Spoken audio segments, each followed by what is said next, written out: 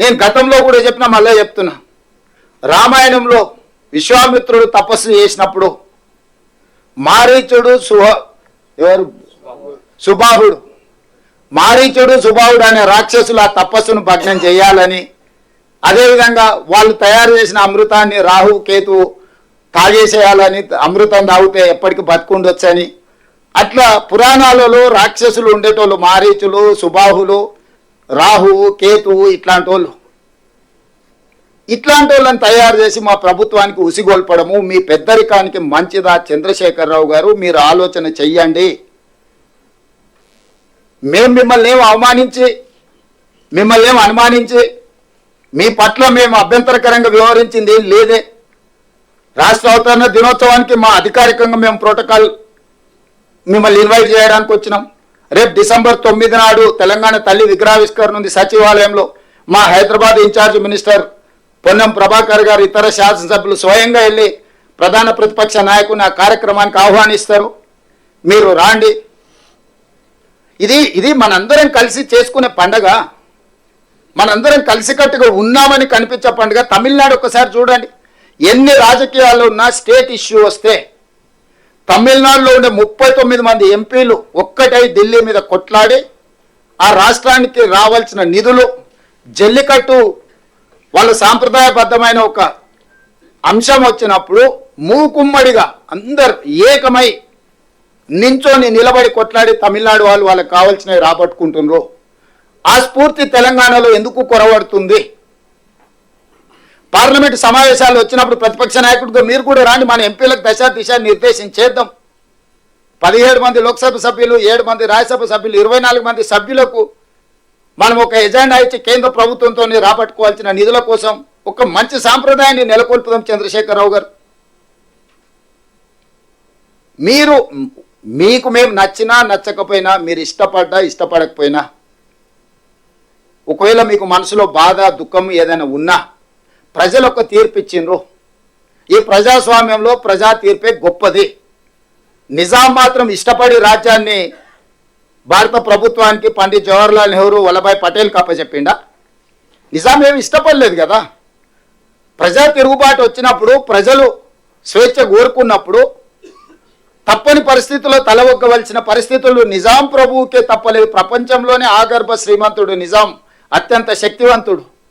అలాంటి నిజామే ప్రజా ఉద్యమం వచ్చినప్పుడు, సాయుధ రైతాంగ పోరాటం జరిగినప్పుడు నిజాం ప్రభువు గారే తల వంచి భారత ప్రభుత్వానికి తన రాజ్యాన్ని అప్పగించిన పరిస్థితి మనం కళ్ళతో చూసినాం. అదేం ఎప్పుడో జరిగింది కాదు. అట్లాంటిది తెలంగాణ రాష్ట్రంలో కూడా ప్రజలు ఒక తీర్పు ఇచ్చిండ్రు. ఆ తీర్పును మీరు గౌరవించాలి కదా. 5 సంవత్సరాల కోసం ఎన్నుకున్న ప్రభుత్వము 6 నెలలు, మొదటి 6 నెలలు పార్లమెంట్ ఎన్నికల ఎలక్షన్ కోడే కదా. పెళ్ళైన అల్లుడికి ఆషాఢ మాసం అడ్డం వస్తే అత్తగారింటికి పోగలుగుతాడే? కొత్త అల్లుడు, మీరు అందరూ కొత్త అల్లుడిలో ఈ సమస్య ఎదుర్కొనే ఉంటారు కదా. కొత్తగా పెళ్ళైన అల్లుడు వాళ్ళు ఎంత కట్నకానుకలు ఇచ్చి పెళ్లి చేసినా ఆషాఢ మాసంలో అత్తగారింటికి పోలేని పరిస్థితి. అట్లనే మొదటి 6 నెలలు ఎలక్షన్ కోడ్ వల్ల నేను మా బట్టన్న సచివాలయానికి రానేలేదు. ఎన్నికల కోడ్తో పరిపాలన మేము దృష్టి పెట్టడానికి లేకుండా పోయింది, అధికారులను పిలిచి సమీక్షించడానికి వీళ్ళు లేకుండా పోయింది. ఈ 5 నెలలే కదా మేము పరిపాలనలో కుదురుకొని నిర్ణయాలు తీసుకొని పరిపాలన గాడిలో పెట్టి ముందుకు తీసుకెళ్తున్నాం కదా. ఈ మాత్రం కూడా చంద్రశేఖరరావు గారికి అవగాహన లేదా? హరీష్కు కేటీఆర్కు లేకపోవచ్చు, ఎందుకంటే వాళ్ళకు చిన్నపిల్లల మనస్తత్వం, అవతల దగ్గర మంచి ఆటబొమ్మ ఉంటే మన దగ్గర లేదంటే దాన్ని ఇరగొట్టాలన్న ఆలోచన పిల్లలలో ఒక చిన్న తెలియని సాడిస్టిక్ ప్లెజర్ ఉంటుంది.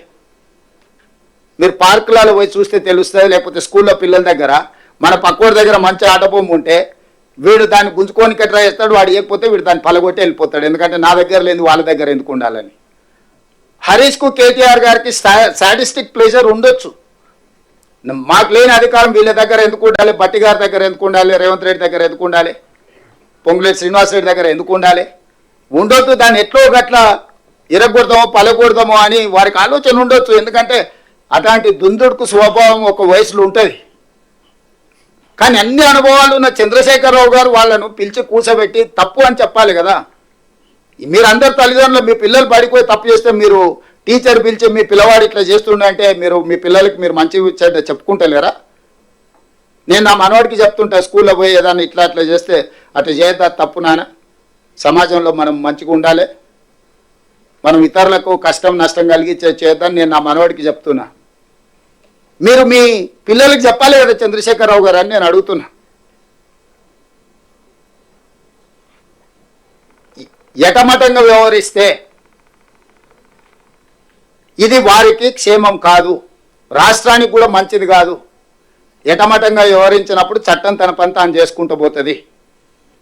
ఎవరు చట్టానికి అతీతులు గారు?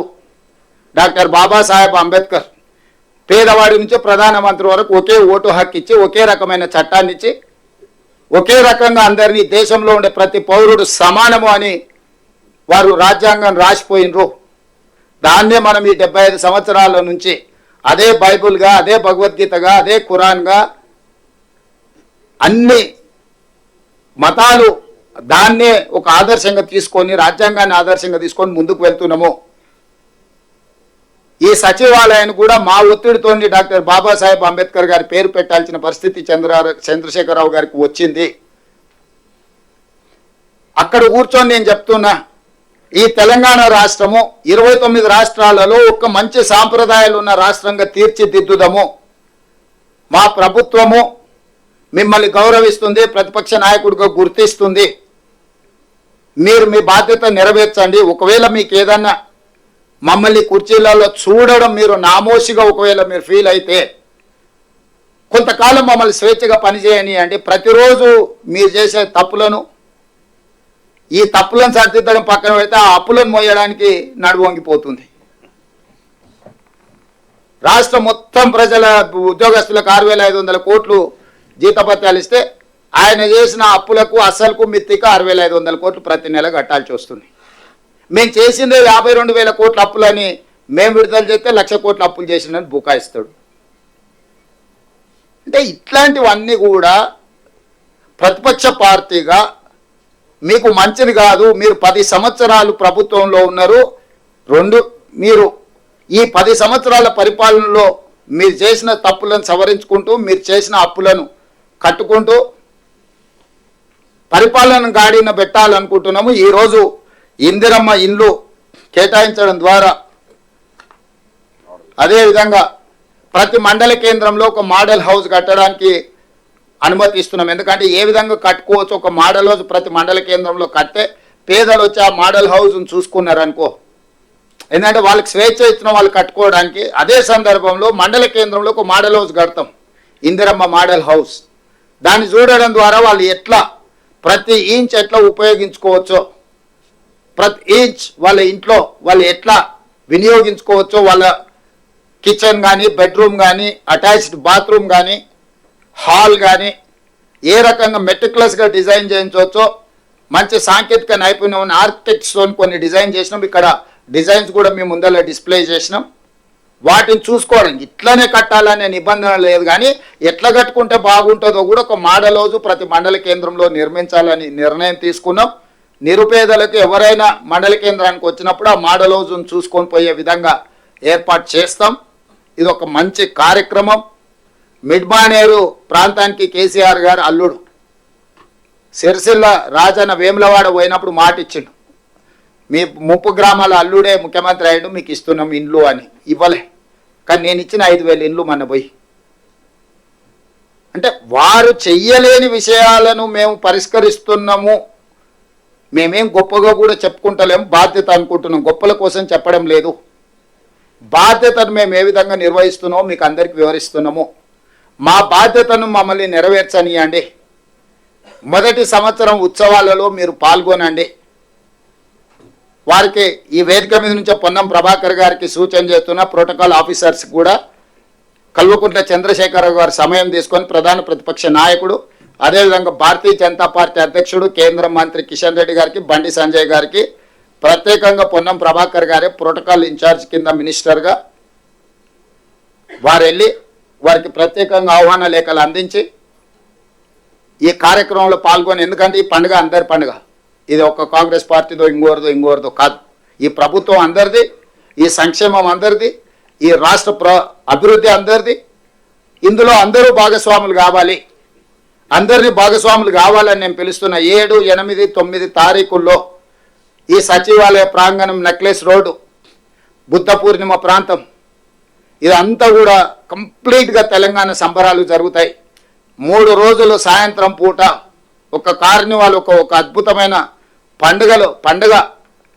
పండుగ వాతావరణాన్ని ఇక్కడ ఉప ముఖ్యమంత్రి బట్టి విక్రమార్క గారి నేతృత్వంలో తెలంగాణ కవులు, కళాకారులు, తెలంగాణ సంస్కృతి, తెలంగాణ పిండి వంటలు, మహిళా సంఘాల గ్రూపులు, ఇవన్నీ కూడా ఈ ప్రాంతానికి ప్రతిరోజు సాయంత్రము ఒక మంచి వాతావరణం, ఒక వనభోజనాలకు వెళ్ళినప్పుడు మనం ఎట్లాంటి వాతావరణం ఉంటుందో, ఒక బోనాల పండుగ, బతుకమ్మ పండుగ చేసుకున్నప్పుడు ఎట్లుంటుందో, దసరా పండుగకు జమ్మికి వెళ్తే ఏ విధంగా మన అందరం కలుసుకుంటామో అట్లాంటి వాతావరణం హైదరాబాదు నగరం నడిబొడ్డున సచివాలయం ముందల నెక్లెస్ రోడ్లో 7, 8, 9 అద్భుతమైన సాంస్కృతిక సాంప్రదాయబద్ధమైన కార్యక్రమాలు సాయంత్రం పూట ఉంటాయి.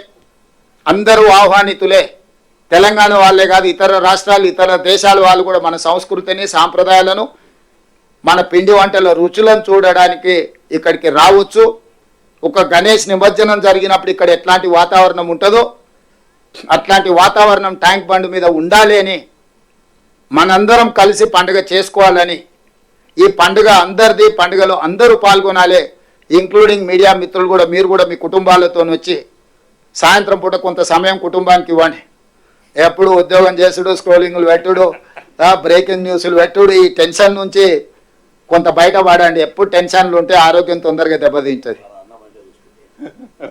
వాళ్ళ కోసం కూడా ప్రత్యేకంగా కొంచెం ఏర్పాట్లు, ఒక ఏమంటారు, ఒక బాక్స్, అదే INPR ఒక సపరేట్ ఎంక్లోజర్ మీడియా మిత్రులకు కూడా సపరేట్గా పెట్టి, వాళ్ళ కుటుంబాలు వచ్చినప్పుడు వాళ్ళ కుటుంబాలకు కొంత భోజనం, కొంత వాళ్ళ పిల్లలతో వచ్చి ఉండేటట్టు ఒక ఎంక్లోజర్ పెట్టి వాళ్ళ కోసం కూడా ఒక ప్రత్యేకమైన ఏర్పాట్లు. ఎందుకంటే తెలంగాణ ఉద్యమంలో వాళ్ళు చాలా చాలా క్రియాశీలక పాత్ర పోషించారు. కాబట్టి ఆ పాత్ర ఈరోజు మీకు నిజంగా ఆ పండుగ మీ కళ్ళల్లో చూడాలని మేము అనుకుంటున్నాం. తెలంగాణ రాష్ట్ర పండుగ, తెలంగాణ సంస్కృతి ఒక పండుగ, తెలంగాణ బ్రతికే ఒక పండుగ. దీంట్లో మీరందరూ భాగస్వాములు కావాలి. ఈ పండుగ సందర్భంలో ఒక మంచి వాతావరణం సృష్టించడానికి మీ వైపు నుంచి సహకారం ఉండాలి. ఇంకా 4 సంవత్సరాలు ఉంది. ఏమైనా విషయాలు ఉంటే చర్చించుకుందాం. 9 తారీఖు తర్వాత అసెంబ్లీ ఉంటుంది, అసెంబ్లీలో కూడా చర్చలు చేసుకుందాం, సమస్యలు పరిష్కరించుకుందాం.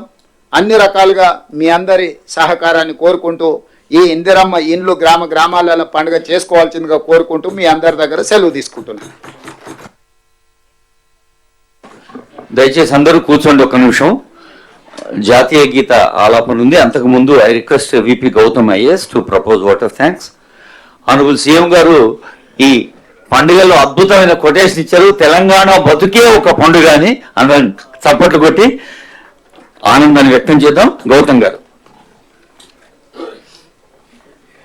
ఈరోజు ఇందిరమ్మ మొబైల్ యాప్ లాంచ్ కార్యక్రమం మరియు మోడల్ హౌసెస్ నిర్మాణ కార్యక్రమాన్ని లాంచ్ చేసిన గౌరవనీయులు ముఖ్యమంత్రి గారు రేవంత్ రెడ్డి గారికి, అట్లానే ఈ కార్యక్రమానికి వచ్చేసిన గౌరవనీయులు ఉప ముఖ్యమంత్రి గారు శ్రీ బట్టి విక్రమార్క గారికి, అలానే గౌరవ హౌసింగ్ శాఖ మంత్రివర్యులు శ్రీ పొంగులేటి శ్రీనివాస్ రెడ్డి గారికి, అలానే ఈ కార్యక్రమానికి వచ్చిన గౌరవనీయులు BC శాఖ మంత్రివర్యులు పొన్నం ప్రభాకర్ గారికి, tourism and excise and prohibition మంత్రివర్యులు జోపల్లి కృష్ణారావు గారికి,